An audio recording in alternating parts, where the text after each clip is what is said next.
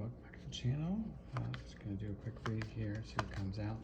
But we ask for understanding and discernment. Holy Spirit, show us what we need to see here. Nine of Wands. Reverse. Ooh, you okay? Strength and Ten of Swords. It's going to be one of those, huh? Holy Spirit. Against his entertainment purposes only. Emperor. Okay. Nine of Swords. Six of Cups. Reverse. Alright, Chariot. Two Wands. And the Ace of Swords. Okay, so somebody's tired. And so, I mean, they got real tired, you know, and this is like, you know, sometimes it's like, you know, I'm still holding on, tired, but this is like, nope, I dropped it. Whatever I was carrying, you know, and it's, you know, and so maybe it's you. Maybe you like you try it and you're like, no, man, it's killing me.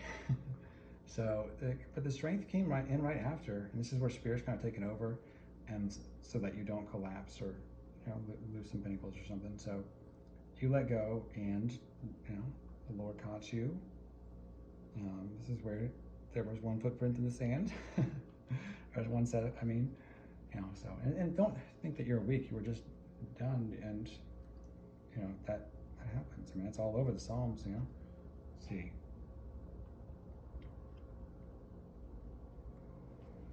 And that's where, you know, we've been doing readings today, this evening, and the Ten of Swords has been heavily featured, but we did kind of ask for the energy, I guess, or to explain it a little bit. But this version of it is kind of like the Spirit is saying, like, Holy Spirit is saying, all right, well, now let me end this for you. And this is somebody got exposed, I think. Like, there's a ritualist shot, or like the last sword that fell, and it's, you know, there's like a final finality here. Sorry. You know, if you're a loyal person, and then people start to use that as like a leash for you, you know, and it's, you know, at a certain point, that rope just breaks. So, and I don't know if this is like, yeah, father figure, but it's the one who's like, you know, or the one like thinking that their title or status or like identity just gives them like permission to abuse you or something, or like, you know, it's through control, I guess. You know, I mean, it's giving like boomer, or it's giving like entitled dictator, because like this Knight of Swords in reverse, it's like they're not speaking with any kind of clarity. This is like they're manipulating you with confusion and half truths, and just manipulating how the story is getting told. And the reason why is because of that Six Cup reverse. It's like rewriting your past, gaslighting your memories,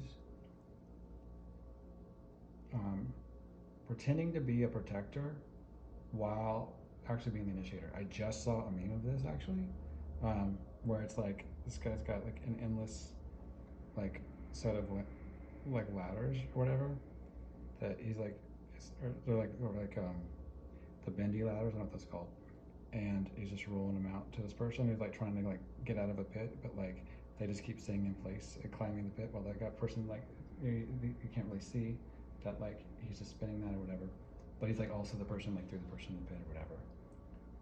So this Emperor isn't in the reverse, but the Knight of Swords energy is, and probably because you thought that he was in the reverse, that's why you let him into your life or that kind of thing. I wonder if, yeah, because this isn't like the person you would really ever let in your life on purpose. They would have to like find a way, a dark way, I guess. And it's like annoying that they're still occupying energetic space, I guess. And well, I mean, it's like, not that they're not in your energy field. I feel like that's been cut off, but like, just that like, I don't know. We'll just say they're like a symbol of like this situation for whoever this is for in the collective, I think. Um, because yeah, somebody was supposed to elevate chariot verse. Um, but they just like stayed in your way. You ever like be walking somewhere and there's like a narrow hallway or something, and like like they know you want to get around them, but they like go slow like on purpose, but like won't turn around just to like, yeah, it's giving that, right? It's because this is like with this two of wands there, yeah, trying to get you to stay small. And yeah, and just what, yeah, stalling your options. You're in a hallway with like no doors and like no, it's like it's dark to turn around, and you need to be somewhere or whatever, and it's just oh, I'm feeling this. It's conditioning too, and this is what you need to break, is the conditioning that they were giving you in these situations of like a perpetual spin in your wheels. Because it's like, if you, the concept is if they think that if they can get you to do that for so long, then you won't like fly away, kind of thing. Like when a bird is supposed to be learning how to fly or something, and then like there's like, what's that Ryan Adams song? Ain't no bluebird ever get too heavy to fly. You know, raining in that Tennessee honey or whatever. Like if your wings are weighted down or whatever for so long, you like even just give up trying to do it or whatever, because whatever. We talk about Lucy with the football. Lucifer with the football. That's his thing of like, just that's how they keep you in the matrix, basically. The system of control. I've been loving, I'm not advocating watching a lot of TV or anything, but like this, I have this new season 2 concept of Lorelai as this Neo figure breaking out of systems of legacy and of control and manipulation, and sorcery, and the whole real show just being this masterclass of like different types of control: covert narcissism, overt, systematic secrecy and illusions, and just charms manipulations, versus like, just the boomer style of Emily, that and the facades and all these things. But like Lorelai continues to have like this independent spirit to like get back to the garden and rebel against these things, and not be controlled them. Of course, Rory becomes the one to back into that, but then that's that Rory's supposed to like follow, the same, the same kind of way. So, but this, Ace of Swords reverse is like this false clarity, and it's just like, oh my God, everything they said was a lie. It's like, who are these people, kind of thing. And that's like the Emily thing too. It's just like, what does she do that's not manipulation or whatever it is, And it's like they keep rewriting the rules of the Emily Post book or whatever, that by which you're supposed to follow these things, and then you'll be accepted. But like these boomers don't accept anybody ever, so other than like the ones that are already in the club. So it's like a perpetual goalpost moving, spinning your wheels. But again, like once you break out, like recognize you are out. That's like, yeah, go ahead, like learn to fly now. Like you like they ain't there. So it's cleanse your energy. Stop focusing on what happened, and other than like if you're like doing like this, like telling stories to help the other people break out of the matrix, or like just remind yourself that you're out of Shawshank. What's that movie? Jackie Brown, right? De Niro, and I'm not saying to watch this or whatever, but I'm just saying like De Niro nails this like person who's got out of jail, but still walks around like they are, because like that's just like his posture is that kind of way, his way of relating to people, and it's it's a mentality, right? Kind of the mental prison that can be after that kind of thing. So that's Daniel gets out of Babylon, and he just he's got to recognize that he's I mean, Ezekiel said he was the smartest person in the land. You know, he had Joseph had the Midas touch. You know, it's but like it's been 2,000 years of demonic trickery is like in Babylon, secret societies have like tried to like keep these neos out. You know, so again, it's going back to dreaming big, you know, and you know, it's not being impulsive, but it's willing to take risks, but knowing that like you finally can like bend the matrix now, and you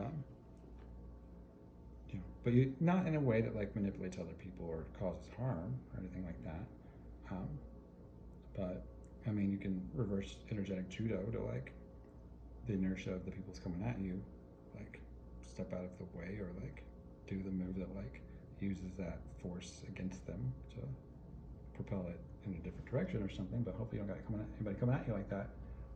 But this is like, you know, just like maybe it's still a little foggy, and so you're just asking for that spirit of wisdom and revelation to, you know, to get your wings, and like you just, I know what it's like though, because like those who are abusing divination to delay your breakthroughs and keep you sucked into like these soul contracts or whatever, could, you know, it can make it feel like that. I don't know. And there's something too with these like time manipulators or whatever. I don't know. Or, you know, I mean, that's a TV show thing, whatever. Who knows if it's real? But like, if you've ever experienced like having somebody in an energetic field, that's like a Rosicrucian or something like that. Like any of those like real strong dark magic types that are trying to imitate the voice of God and like lead you prophetically. And Jesus kind of talked about like those who will do false signs and wonders. Like there can be synchronicities that are false confirmations. That's why like the chosen ones, the real ones in the Romans 8, you know, that are, you know, I don't know nothing about light workers, so that don't come to me for that. I mean, that could be a real thing. It could be a counterfeit, or it could be a chosen one that hasn't been led to the Lord yet. Anyway, but I mean, I use that term sometimes just to like help people, you know. 'Cause I mean, I want to minister to whoever has been appointed here, but I just, yeah, that there's definitely a need to be led by the Spirit. You know, it's like the chosen ones, the ones who are the sons and daughters of God in Romans 8, are legit like led by the Spirit. And so that's like his sheep know his voice. And so there can be this thing of like, yeah, there's a holy fear of the Lord too, but yeah, leading you, but actually keeping you wandering around the promised land, but you think that you're being led of the Lord kind of thing. That goes back to just like when Jesus was like, who is my mother and father? Those who are doing the will of the Lord. Because I hate to say it, but it can feel like when you start to ascend, other people just pop out of nowhere trying to use exchanges with you to rewrite your script. And the power extractions of the boomer mentality of I'm okay, you're not okay, are designed to, it's just like, it's one of the laws of manifestation that people don't talk about, but it's one that they exploit related to just energetic exchange. And if you're a manifester and they know how to do that kind of stuff, it's that part of this advanced karmic technology is to just like manifest off your energy and, you know, me big, you small kind of thing, you know. And it's just like, if you're connected to source, there's always enough, you know. But that's that naivety from the last spread that I think kind of got manipulated a little bit. It's just yeah, just decree out of that, you know, break your agreement with that, watch who you break bread with, and recognize it. And you don't even have to call it out, just like, you know, after the call or the exchange, you know, just be rooted and grounded in the love of God and your own identity and the hope of your own calling, and you know, just don't buy into it, and cleanse your energy field. So okay, so I'm gonna hang it up there. Please do like and subscribe, and we will see you in the next one.